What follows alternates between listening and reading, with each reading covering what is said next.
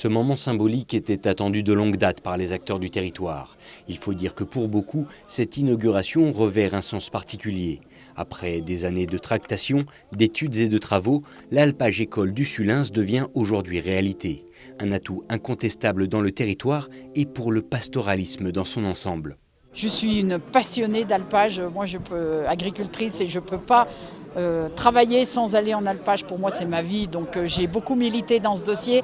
J'étais en même temps avec les élus de mon territoire, la SEA. Aujourd'hui je me retrouve au département en charge de l'agriculture, mais pour moi c'est que du bonheur d'inaugurer un alpage comme ça. En tant que présidente de la filière Reblochon, je me dis si tous ces jeunes viennent là et gardent des vocations d'alpagistes, eh ben c'est bon, on a sauvé l'agriculture de nos territoires de montagne.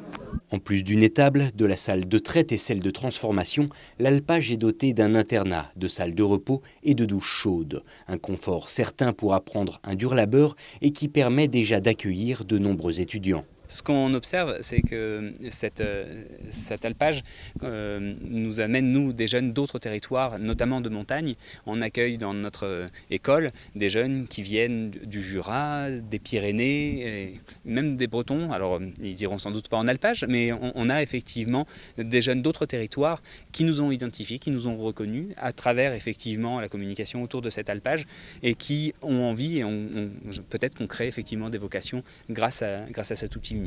D'un coût de 1,9 million d'euros, cofinancé par la région, le département et la communauté de communes des Vallées de Thônes, la structure a d'ores et déjà vu passer une centaine d'étudiants issus du lycée agricole de Contamine-sur-Arve.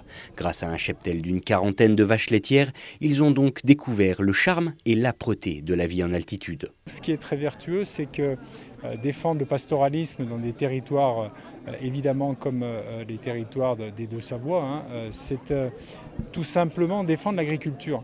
Et on a besoin aujourd'hui de porte-parole nationaux, régionaux, départementaux pour défendre cette activité extraordinaire qui nous permet quand même de nous nourrir tous les jours et de défendre des territoires et des terroirs.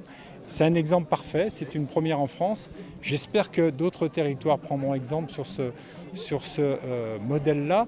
Ce que je souhaite aussi, c'est qu'on travaille sur la deuxième problématique qui est la problématique du loup. Mais il faut qu'une volonté beaucoup plus forte arrive et qu'elle soit gouvernementale, sinon on n'y arrivera pas. Autant de questions qui restent aujourd'hui en suspens et indissociables de la gestion du pastoralisme de demain. Des enjeux de taille que tous espèrent gérer au mieux dans un avenir proche.